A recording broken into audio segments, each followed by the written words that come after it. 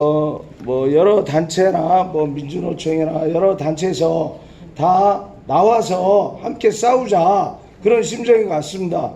그러면은 우리 시민들은 국민들은 어떻게 해야 하는가요?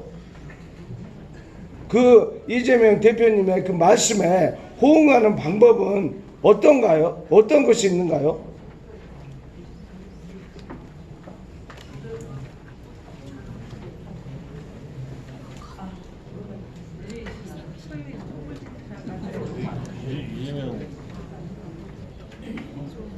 앉으세요. 네.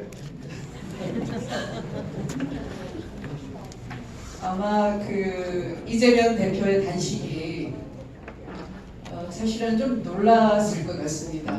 그렇죠. 이재명 대표가 단식을 안 했더라면 저는 대통령은 군 통수권자예요. 한마디가 명령입니다. 그러면 대통령이 영장 쳐 그러면 영장 치는 거예요. 구속이 됐을 것 같아요. 저는 박정훈 사단장이 수사단장이 그런데 영장 기각된 것은 저는 이재명 대표가 단식을 했기 때문에 만약 저렇게 이 자물쇠를 박정훈 수사단장의 그 입에 재갈을 물리기 위해서 영장을 발부를 했다 그러면 이게 이 기름에 불을 성냥불을 긋듯이 그런 효과가 될까봐 저는 영장이 기각됐다라고 생각하는데 저는 이 한 조직에서 그러니까 검사 통일체의 원칙보다 군의 명령 체계라는 게 더 비밀스럽고 그죠? 개인이 항변하기가 어렵고 밖에다가 알리기가 어렵잖아요. 그런데 이 박정훈 수사단장은 정말 용기 있다라고 생각합니다. 그러니까 아까 제가 개인의 자각과 행동이 중요하다고 했잖아요. 네. 지금 이 검사 동일체의 원칙이 각 요구받고 있어. 각 이 조직 내에. 그래서 조직이 특히 공조직이 관료 조직이 충성 경쟁을 할 뿐만 아니라 입을 다물고 있어. 나섰다가는 피해를 입으니까. 그러니까 옛날 같으면 이 부조리에 대해서 이의 제기를 하고 아닌 건 아니라고 할 수 있었는데 지금은 아니라고 안 하고 그냥 회피하는 거예요. 관료가 책임 회피하면 피해는 국민이 입는 거예요. 그죠? 그래서 저는 우리 조직에 있는 분들이 우리는 한편 가정에서 하나의 이 구성원 가족이기도 하지만 사회에서도 한 조직에 있는 거죠. 어떤 뭐 개인 기업이 있을 수도 있고 공조직이 있을 수도 있죠. 그러니까 원래 우리가 민주주의 사회라고 하면은 어떤 조직 내에서 다 각자 자기 의견이 있어야 되는 거예요. 자율적으로 판단할 수 있어야 되는 거예요. 그래서 스스로 자꾸 자율성을 회복하고 아닌 건 아니라고 얘기를 해주고 혼자서 얘기하기 어려우면 나와서 얘기하고 또 나와서 또 얘기가 안 통하면은 유튜브를 통해서도 하고 자꾸 글로 써내고 이렇게 사회가 웅성웅성하게 만들어야 돼요. 제일 겁내는 게 웅성웅성한 거예요. 그래서 자꾸 획일화시키고 겁을 주고 공포를 불러일으키는 건데 그 공포를 이겨내는 건 혼자 못 이겨내는 거죠. 침묵으로는 못 이겨내요. 그래서 나와서 자꾸 얘기하고 이렇더라 얘기하고 그러니까 제2의 박정훈이 자꾸 나타나야 되고요. 그 박정훈 대령이 용기를 가지게끔 여러분들이 자꾸 응원해주고 응원의 글을 메시지를 자꾸 내보내야 되는 거예요. 앞으로 이후로도 그죠? 그래서 그래야지만 이재명 대표도 고립이 안 되는 거고 이 정권이 눈치를 볼 수밖에 없는 거예요. 이제 시작인 거예요. 그들이 노리는 것은 자꾸 이재명 대표를 무슨 때 맞추어서 지금 하느냐 본인의 사법 리스크를 회피하기 위해서다 이렇게 이 동기를 바꿔버리고 조롱하게 만들고 하는 것이에요. 그리고 사람들이 관심 안 갖게 만드는 것이에요. 그런데 우리는 자꾸 관심을 가지고 이재명 잘했다. 우리도 함께 하자. 좋아. 이렇게 해줘야 되는 거예요. 그렇게 하실 수 있는 거죠? 네. 방금 말씀하신 부분에 있어서 네. 저희가 좀 많이들 이야기를 하고 있는 건데요. 이재명 대표께서 지금 단식에 들어가고 계시는데 윤석열 대통령은 사실 불통이잖아요. 현재까지도 대통령으로서 제1야당 대표를 한 번도 만난 적도 없고 소통을 해보지 않는데 과연 이재명 대표가 언제까지 버틸 수 있으며 무엇을 얻을 수 있을까? 괜히 몸만 상하시는 거 아닐까 하는 걱정이 사실 많습니다. 뭐 해결책이라도 하나 또 말씀해 주시죠. 이재명 대표가 계속 나는 머슴입니다. 국민이 정치를 하는 겁니다.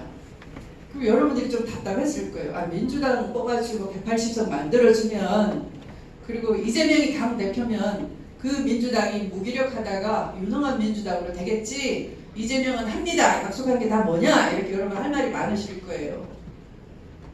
그런데 지금처럼 헌법도 안 지키고 법률도 안 지키고 완전히 무법창지로 천방지축으로 그 권력을 구사를 하고, 거기다가 수사 기소권 가지고 있는 검찰 권력을 그냥 이 하나의 그 정치 마음에 안 드는 본인들 세력에 방해되거나 마음에 안 들면 뒤처리를 하는 그런 하수 조직으로 전락시켜 놨잖아요. 그러니까 더 이 공포를 갖는 거예요, 사람들이. 그리고 아, 저렇게 법기술을 부리니까 어지간해도 탄핵하자 소리가 안 나오겠구나, 탄핵 한들도 통과도 안 되겠네, 이렇게 우리가 미리 이해해주고 미리 겁먹어요. 그리고 아, 우리 각자 도생, 누가 유명한 사람도 뭐 각자 도생하고 우리 신경 끄고 우리 할 일만 하고 삽시다, 너무 스트레스 받지 말고 이러는 거죠. 그게 저는 더 나쁘다고 봐요. 그건 저들이 바라는 거예요. 그래서 여러분이 분노를 혼자서 갖고 있으면 스트레스가 되고 암이 돼요. 맞습니다. 분노를 함께 하면 어떻게 돼요? 사회를 바꾸는 힘이 되는 거예요. 그래서 아까 제가 구조적 분노를 말씀드린 거예요.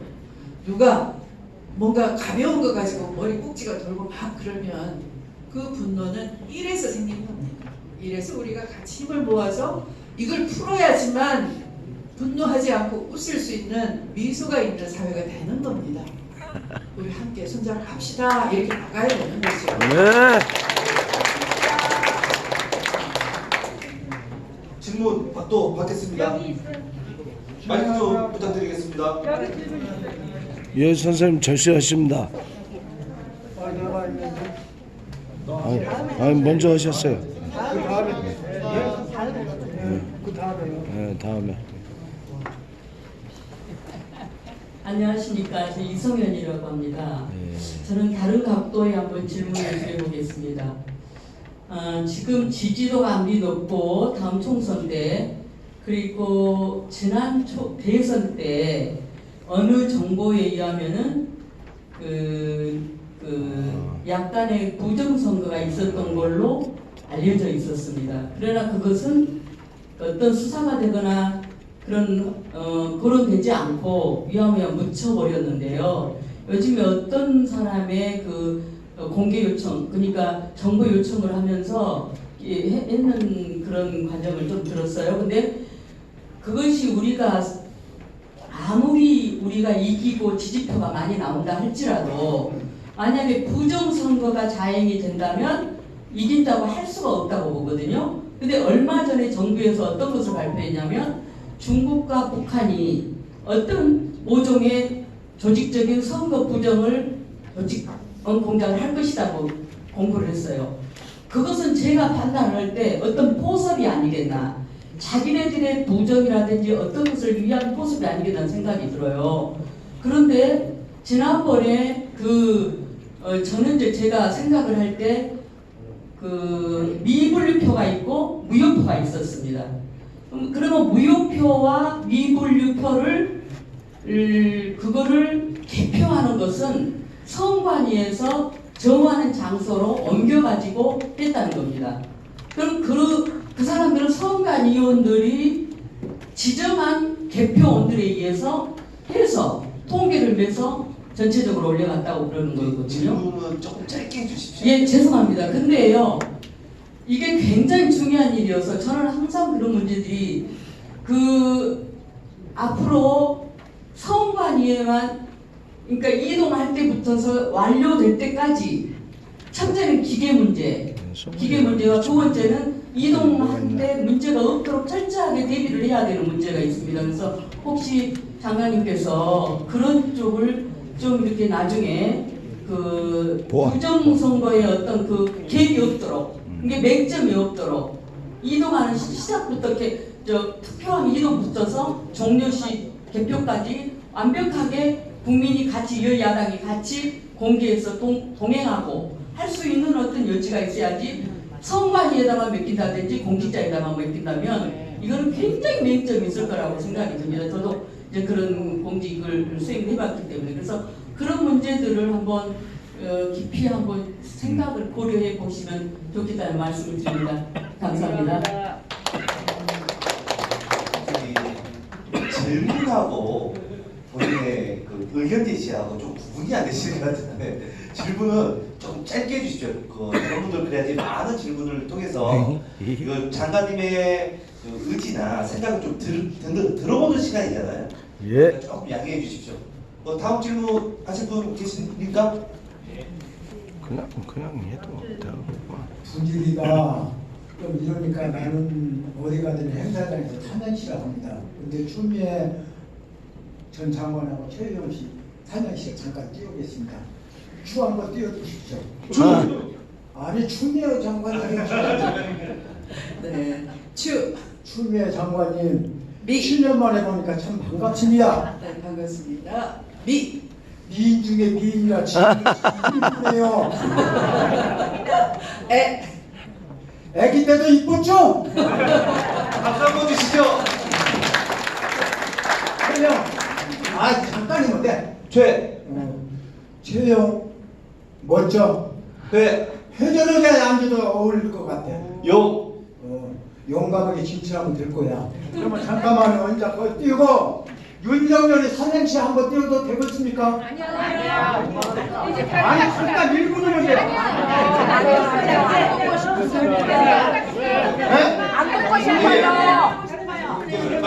안 듣고 싶어요. 윤석열이 내가 10년만인데 지금 들어갑니다. 예, 다음 질문. 예, 마이크 한번 들어주시죠. 저 사실 생각은 본거 없었는데요. 제가 이제 민주당 권리당원으로서 찍으면 안 되는데. 네, 사실 추미애 장관님을 이제 민주당에서 굉장히 많이 기다렸던 건 이제 추미애 장관님을 워낙 잘 알고 싶어요. 당원들이 굉장히 기다리는 바가 지금 넘쳐나거든요. 민주당이 살아야 나라가 지나요. 그래서 제가 이제 이거 끝나고 이제 민주당 카페 글을 쓰려고 좀 받아 썼는데 앞으로 우리 장관님 그 계획 조금이라도 조금만큼이라도 조금 사실은 알고 싶어요. 근데 이게 또 나가면 그리고 이제 총선에서 이제 장관님이 하실 수 있는 역할하고 그리고 이제 우리는 어떻게든 장관님이 다음에 그 국회의장님이 계셔야 된다고 저희들 다 믿고 있거든요. 그래서 박수 한번 치고 갈까요? 이렇게나마 다 할 건데 지금부터 이제 이렇게 간담회 외에 어떤 역할을 해주실지 조금만 막대기 보여주세요.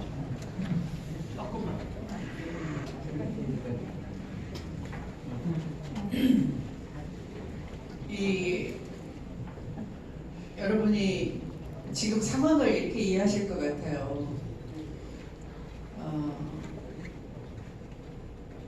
잘 훈련된 선수라고 믿고서 축구팀을 짰고 그리고 제일 좋은 감독이라고 생각해서 많은 돈을 들여서 스카우트 해와가지고 훈련을 시켜서 내보냈는데 그 상대 팀한테 계속 밀리다가 나중에 그 골문 앞에까지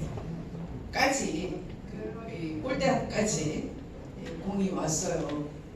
그래서 이 마지막 이 골키퍼한테 맡기고 그 공을 다 받아내주고 절묘하게 이기는 그런 순간을 여러분들이 하나의 반전이라고 기대하시는 것 같아요. 심정적으로 그죠? 그 저도 잘 모르죠 사실은. 그러니까 여러분 저도 상당히 힘든 시간이고요. 제가 한 1년을 계속 그 어디서 아까 구조적 분노라고 했듯이 어디서 잘못됐을까? 그러면 우리한테 다시 기회가 있다면 잘할 수 있을까? 그리고 그런 염치가 있을까? 또 그 다음 더 나아가서 사람들이 그러면 그런 말을 하는 우리들을 믿어줄까? 한 번 속지 두 번 속나 이러지는 않을까? 그런 것에 이 자문자답을 구하는 과정이었어요. 그러면 제가 무슨 하늘에서 신묘한 재주를 부려서 여러분한테 힘을 갖자 이렇게 얘기하는 건 아니고요. 역시 여러분들에게 이 원인을 제대로 알려드리고 그러니까 정직해야 되는 거죠. 어디서 잘못됐다. 그러니까 탓이라기보다 이런 잘못을 우리가 성찰하고 이런 잘못을 우리가 다시 되풀이해서는 안 되겠다. 자기 인식을 해야지만 그 다음에 다시 약속을 드릴 수가 있고 잘하겠다라고 하는 걸 믿어줄 수가 있는 거예요. 그래서 지금 그걸 하고 있는 거예요. 우리는 이런 잘못이 있었고 번번이 골을 쳐내고 막아낼 수 있었는데 안 했다. 딴 한눈 팔고 그리고 저 사람이 하겠지. 내가 안 막아내면 저 뒤에서 알아서 하겠지. 이런 식으로 책임 회피를 했다 우리 스스로. 그리고 아무것도 안 하고 나니까 우리가 안 한 걸 거꾸로 이용하면서 그들은 너무나 마음대로 하고 있어요. 재난지원금 안 줬는데 재난지원금 곱빼기로 쓰고서 엉뚱한데 용산으로 청와대까지 다 이전하는데 돈 다 쓰고서 지금 와서 번번스럽게 하는 얘기가 정권 잡아봤더니 황당할 정도로 다 탕진하고 없네. 이렇게라도 정권 안 잡았으면 나라 망할 뻔했네. 이런 괴담을 하고 있는 거죠. 근데 이쁘치고 가만히 있어. 아무런 항변도 안 해요. 재난지원금 한 푼 못 쓰고 선거에 졌구만. 아무도 얘기를 안 해요. 그러니까 이 우리의 무능과 우리의 무소신, 소심함을 극복을 하려면 다 용기를 내야 되는 거예요. 여러분이 용기 안 내면 저도 용기 낸들 아무 의미가 없어요. 제가 저를 가라는 법무부 장관 시절을 보냈는데 나중에 주요 갈등 탓에 졌다 이런 소리에 민주당 상당수도 끄덕끄덕 하는 걸 보고 저렇게 순치가 돼도 저럴 수도 있구나 싶은 생각이 막 들더라고요. 그러니까 이 원인에 대해서 알려고 하지도 않고 남 탓이라고 하는 것은 피차 똑같다 이거죠. 그래서 우리는 그런 자세에서 벗어나야 되는 것이고요. 그것을 다 함께 벗어나기 위한 힘을 모아야 되는 것이죠. 제 위치가 뭐가 있겠어요? 당에서도 없어요. 여러분들이 무슨 현장에 나오세요 한들 제 자리가 없어요. 여러분이 있는 곳이 제 자리예요. 여러분들이 국회의장 되세요 하지만 우선 민주당이 다수당이 돼야 국회의장을 탄생시킬 수가 있어요. 맞습니다. 그러면 국회의장이 되려면 기본적으로 국회의원이 돼야 돼요. 근데 저는 아직도 제가 어디에 어떻게 나가야 될지를 정하지 못해. 그건 제 마음대로 하는 게 아니기 때문에 결국 이것을 함께 극복하고 돌파해내야 되는데 최소한 제가 말씀드릴 수 있는 건 여태까지 몸을 사리지 않았듯이 비겁하게 숨거나 몸을 사리지는 않는다. 여러분과 함께 풀어내야 될 문제인 거죠.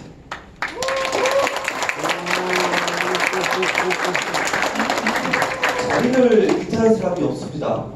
지금 장관님의 말씀이 너무 좋은 것 같아요. 그러신가요? 네, 맞습니다. 다음 질문 한번 받겠습니다.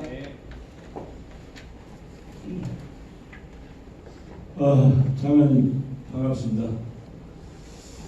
여기가 오신 분들이 지금 장관님과 같은 애절한 마음, 장관님 외로운 마음, 그것이 같이 공감하신 분들이 다 오신 것 같습니다. 참 윤석열을 이렇게 못나오게 할 수 있는 저런 기회가 장관님이 추진했던 징계안이 통과되었을 때인데 그때 우리 문재인 대통령과 대화 그 문제에 대해서 아주 시민들이 안타깝게 생각하고 그런 일이 없었어야 될 텐데하고 안타까워하고 있습니다. 지금 우리 여기 오신 대부분 광주 호남 시민들은 윤석열이 대통령 당선되는데 우리가 조금 잘못했다는 생각들을 갖고 있습니다. 더 열심히 했더라면 김대중 노무현 대통령 저런만 열심히 했더라면 되었을 텐데 우리가 조금 못해서 일단 자책을 하고 있는데요. 저희들이 또 분노하고 있는 것은 우리가 뽑아준 우리 광주 출신 국회의원들, 광주 출신 정치인들이 우리 시민들 앞장서서 더 열심히 해야 할 텐데 소홀히 한 놈들이 있어서 매우 안타깝고 서운한 생각을 갖고 있습니다. 적이 외부에 있는 것이 아니라 내부적이 있다고 생각해가지고 여기 오신 여러 단체의 깨어있는 시민들께서 차기 총선에는 광주 출신다운 국회의원 좀 뽑자, 민주당다운 역할을 할 수 있는 국회의원을 뽑자, 그런 내부 지금 생각들을 하고 있습니다. 그런데 가장 지금 그 지름길이라고 그럴 수 있는 지름길이라고 생각하는 것이 민주당에서 추진하고 있는 김은경 혁신안이라고 생각하는데 혁신안 좋습니다. 그 혁신안에 대한 장관님 그 생각 또 그동안에 저희가 같은 생각을 하셨다면 그 안타까움 그런 것에 대한 저희 격려 말씀 계속 좀 해주시면 고맙겠습니다. 좋은 질문입니다. 좋은 질문. 역시나 우리가 아까 제가 폭력 체제 극복의 역사를 먼저 말씀을 드렸어요. 폭력 체제 극복은 누가 했습니까? 국민들이. 맞아 부르고 의병 대장은 누구예요? 국민들입니다. 보통 사람이에요. 예. 그냥 양반이 아니에요, 그죠? 홍범도 장군 보고 뭐라고 하는데 그분은 양반이 아니에요. 그러니까 오히려 나라의 은혜를 제대로 입지 못하고 차별받고 사는 사람이 더 나라 잃고 나니까 서러운 거죠. 더 치열하게 나라 찾는 운동에 일생을 걸고 가족을 버리고 오직 독립을 위해서 노력을 한 거죠. 맞습니다. 그렇듯이 이 민주당의 주인은 바로 여러분들이에요. 국회의원들이 아니에요. 여러분들의 기여가 더 큰 거예요. 맞습니다. 그러니까 국회의원 위주로만 대의원을 구성해가지고 이 밑에서 위에서 밑으로 명령체계로 가는 것은 우리가 가야 될 정당의 길이 아닌 거예요. 맞습니다. 그러니까 아래 보통 사람의 의견으로 움직여지는 정당이어야 돼요. 아래가 굉장히 활발하게 토론을 많이 해야 돼요. 여러분들이 한번 생각해 보세요. 독일 같은 나라가 원전을 폐쇄를 했어요. 그런 결정을 할 수 있는 힘은 어디에 있어요? 국민이죠. 국민이 깨어 있으니까. 국민이 원전에 우리 미래가 아니다. 우리 미래를 원전에 걸 수가 없다라고 인식을 하고 있기 때문에 그 국민의 자각으로 원전 폐쇄가 가능한 것이지 메르켈이 똑똑해가지고 그런 게 아니라고요. 메르켈이 국민들 의사가 반영이 되게끔 받아주는 지혜로움은 있지만 그 국가적 결정은 국민의 뜻인 거예요. 근데 우리는 원전으로 우리 미래를 가지 맙시다. 당장은 아니지만 앞으로 70년 후에는 그렇게 합시다라고 먼 미래 70년지 대계를 만들었는데 그게 엎어지잖아요. 우리는 왜 못해요? 그게 국민적 결정이 아니었기 때문에. 국민이 진영으로 쪼개져 가지고 싸우다가 끝난 거예요. 그게 마치 윤석열 정권에 탄생하는데 힘이 돼버리는 거나 마찬가지 진영 논리로 갔기 때문에 국민이 깨어나지 않으면 진영의 노예가 되는 거예요. 아까 그런 자각을 못하면 시키는 대로 주입이 돼가지고 거기서 못 태어나는 거예요. 근데 거기서 벗어나려면 어떻게 해야 돼요? 자꾸 우리가 계급장 떼고 얘기하자 하는 것처럼 진영 떼고 우리 얘기해보자. 우리 자식의 미래 어느 쪽이 더 좋으냐. 태양광을 자꾸 개발해가지고 이 핵위험 없는 쪽으로 가는 게 좋으냐. 우리 당장 편하고 냉장고 많이 쓰고 에어컨 쓰고 해서 좋은 우리만 잘 편하게 살면 되는 이 원전이 좋으냐 어느 쪽이냐 토론해보자. 진영 떼고서 계급장 떼고서. 그래서 밑에서 그 토론이 민주당 정책으로 반영이 되게끔 하면 밑에서 민주당 당원이 몇 명이에요? 245만이 인구에 얼마나 되죠? 20분의 1 되잖아요. 그죠? 이 20분의 1이 우리가 각자 토론을 공부를 열심히 하고 논리를 개발 잘 해가지고 우리 커뮤니티 내가 살고 있는 이 동네나 또는 내가 상관 있는 조직이나 또는 회사나 이런 데서 자꾸 토론을 붙여보세요. 우리 미래 어떻게 가야 됩니까? 그럼 거기서 이제 여론이 생기는 거예요. 그것이 우리 국가 여론이 될 수 있는 거예요. 민주당이 그걸 잘해야지 이기는 거예요. 그러니까 민주당한테 대한정당이라고 하는 것은 우리가 밑에 있는 뿌리 당원들이 더 각성하고 논리무장하고 토론 배틀 해가지고 이웃을 이해시키고 우리나라의 미래를 끌고 갈 수 있는 힘을 가질 때 대한민국의 미래가 있는 거예요. 아까 제가 말씀드린 미래 희망을 준비하자의 포괄적인 제목이 제가 하고 싶은 얘기가 그거예요. 우리가 밑에서 내가 사는 동네에서부터 포기하지 말고 나 민주당이다가 중요한 게 아니라 민주당 가입하라가 중요한 게 아니라 우리 미래 어떻게 가야 됩니까? 나 민주당 후보로서 얘기하는 게 아니야. 이거 떼고서 한번 얘기해봅시다 라고 자꾸 말을 붙이고 무관심을 관심으로 돌려놓고 전체주의는 정치에 무관심하게 하거나 또는 관심 갖는 사람들을 혐오하거나 차별하는 것이 그들의 통치술인데 거기 넘어가지 말고 우리가 이렇게 자꾸 돌리는 거예요. 핵 문제는 핵 문제, 홍범도 문제는 홍범도 문제. 쉬운 주제부터 우리 역사 어떻게 해야 돼? 한일 역사를 지워야 돼? 친일 역사로 가야 돼?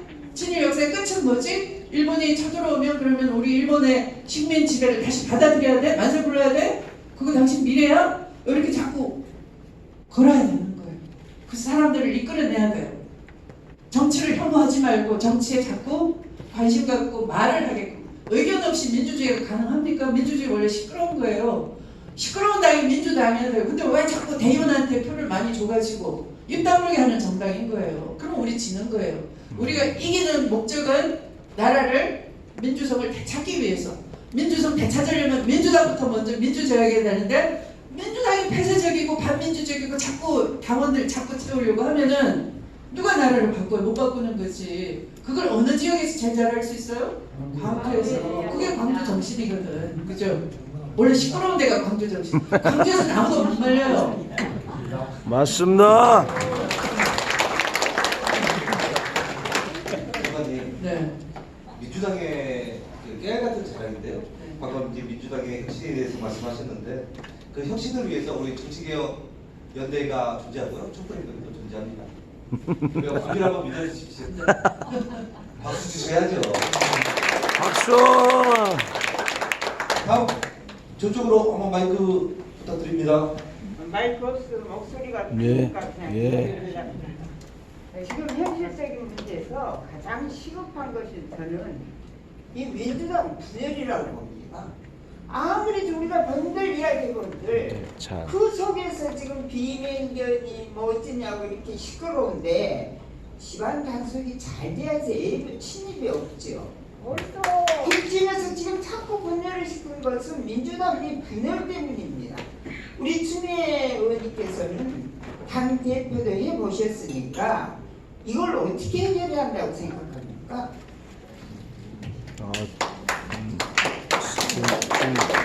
연결하네.